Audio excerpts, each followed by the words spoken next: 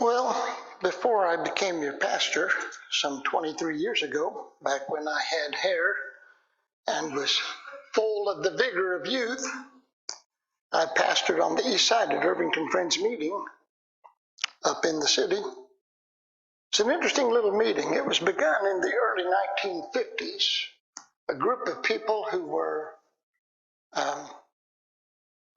disappointed when Indianapolis First Friends refused membership to a black family. And they said, we no longer want to be a part of this. And so they left, and they started a little Quaker meeting on the east side of Indianapolis. Met in a bank building and in a Seventh-day Adventist church who only used the building on Saturdays, and so the Quakers would gather there on Sundays. But they always wanted to build a little meeting house. And there was a couple in Irvington whose name were George and Carolyn Askren, who were the last farmers in Irvington. And they owned a 10-acre grove of beech trees on their farm. Just before they had married, right before World War I, George carved their initials in a beech tree inside a heart. And when Mr. Askren died in 1958, his widow sold the land and their beech trees to the Quakers at Irvington Meeting, the Quakers being the only buyers who would agree not to cut down any of the birch trees or beech trees, because Mrs. Askren had forgotten which one and she didn't want to cut down. And so the Quakers said, we'll not cut down any of the trees. So a deal was struck, and a meeting house was built there among the beech trees. It's a lovely little building. After one of the Quaker elders in the meeting told me that story, I began looking for the tree. There are hundreds of beech trees in that little forest there, and I eventually found it, still bearing its message. The meeting was laid down about a dozen years ago, and the property donated to a Hispanic church on the condition they never cut down any of the beech trees. So instead of quiet Quakers worshiping there, they're Hispanic Pentecostals speaking in tongues, something the 1957 Quakers did not anticipate, but I think would appreciate. I went on their website to read the reviews, and the people who worship there said the exact same thing about their little church community that we at Irvington Friends used to say about ours, how loving the people are, how it feels like family, how it is a place of peace, which just goes to show you that we don't have to speak the same language to say the same thing. I want to end my geezer manifesto this Sunday before Valentine's Day by saying that in my geezer years, I will take every opportunity I can to remind people that I love them. I will tell my friends, my sons, my grandchildren, my wife, that they are loved. I might even carve it in a tree. The writer E.B. White was once being interviewed. He hated being interviewed. And someone asked him a question. What are you trying to say to your readers, Mr. White? And he said, all that I ever hope to say in my books is that I love the world.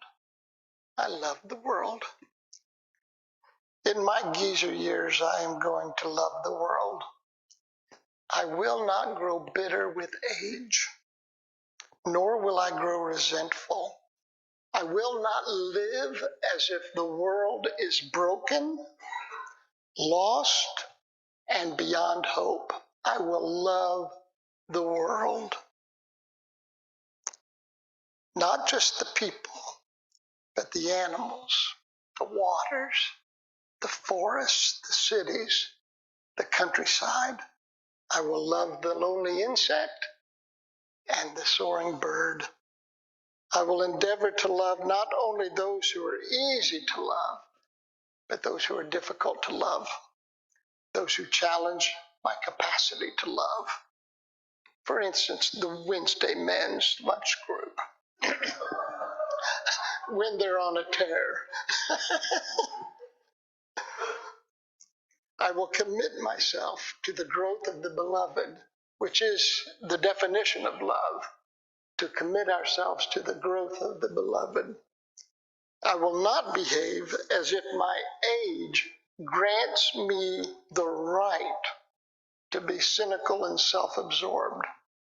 I was having lunch with an old friend this week. He turned 62 here in just a few weeks, and he said, "You know what I'm looking forward to?" And I said, "What's that?"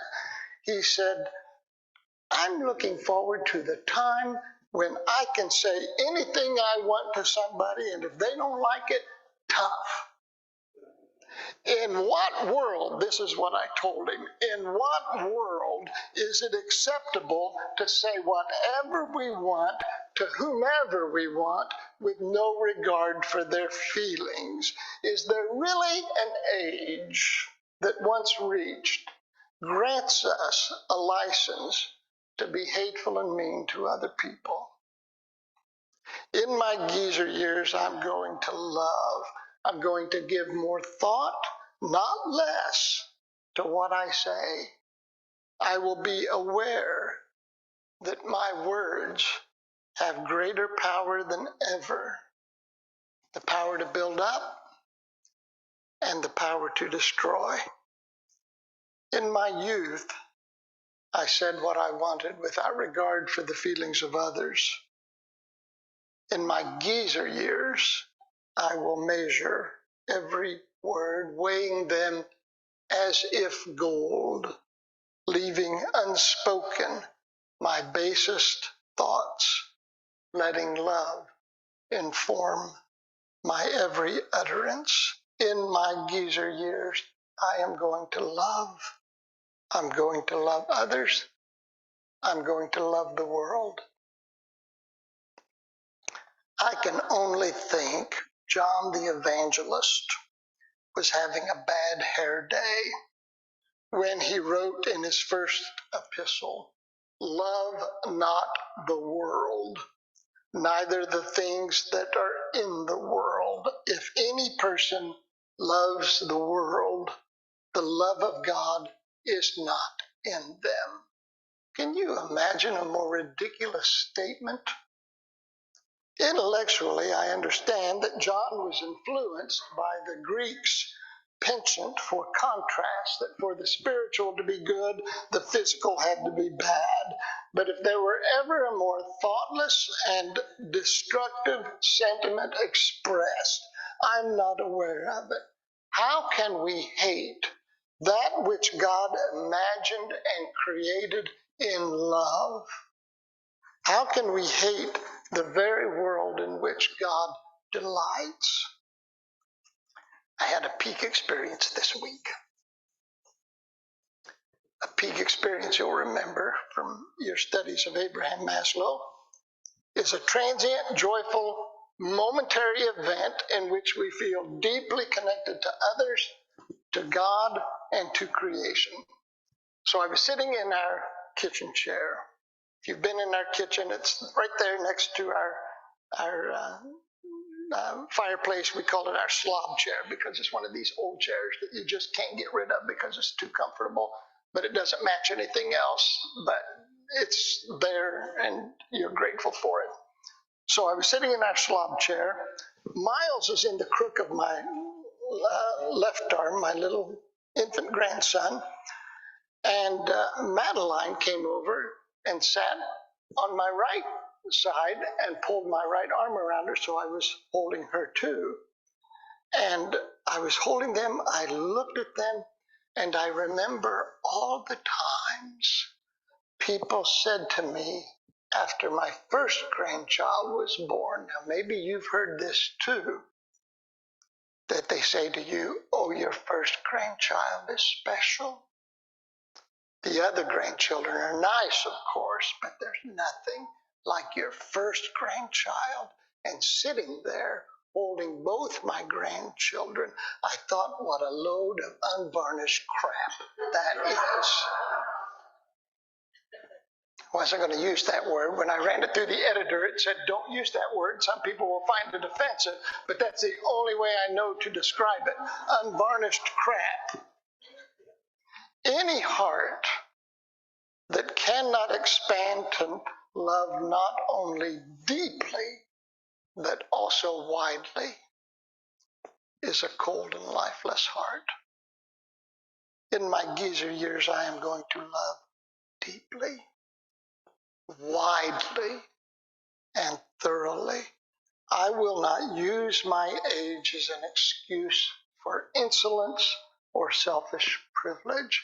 I will love my children and my grandchildren and the children and grandchildren of others, no matter their nation, no matter their age, no matter their race.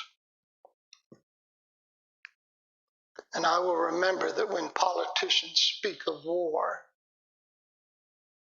that what they are really saying is it is okay to rob some people of their children and not others. And I will not agree to that. I will love those at the front of the line. I will love those at the back of the line. I will love the world, knowing that as I love the world, I am loving the God who breathed it into being. I will belong to the world. I will believe in the world. And in my geezer years, I will love the world with all my heart, with all my soul, with all my strength, and with all my mind. I will love in my geezer years.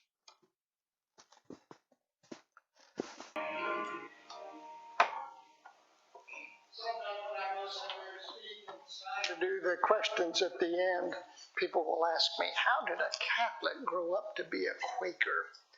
And I always jokingly say the Quaker girls were prettier than the Catholic girls.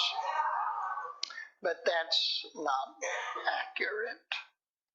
The real reason is because when I was 10 years old, we moved into a neighborhood, and 4 of our immediate neighbors were Quaker women, all over the age of 75, 2 of whom were Debbie Draper's grandmothers, Mrs. Stanley, Mrs. Draper, Mrs. Bryant, and Mrs. Harvey. And those 4 women took it upon themselves to adopt me into their lives. When I was 12 years old, I pushed our lawnmower down to mow Mrs. Harvey's yard. She had asked me if I could mow her yard. And so that Sunday, I pushed the mower down to her yard to mow, and she stopped me. She said, "Philip, we do not work on the Sabbath." I said, "What would you like to do?" She said, "Do you know how to play poker?" I said, "No." She said, "I'll teach you. We can play with matchsticks, so it'll be okay." What I remember about that woman is how I wasn't her grandchild, but that I knew when I was in her presence and in the presence of those other 3 women that I was their grandchild, that I was loved and cherished and valued, that if I needed straightening up, they would straighten me up, that if I needed encouragement, they would encourage me. So if you're sitting there thinking to yourself, I don't have children, I don't have grandchildren, let me correct your error and say, yes, you do. And if you're sitting there thinking, I'm not a parent, I'm not a grandparent, yes, you are, if you choose to be. And so, friends, let us go forth into this world today, a world that causes so many people in religion to think all is lost and all is broken. And let us show them a different world. Let us show them a world in which people truly love, truly accept and deeply care for one another, whether we are relative or not. This is our prayer. Amen. Turn and greet your family.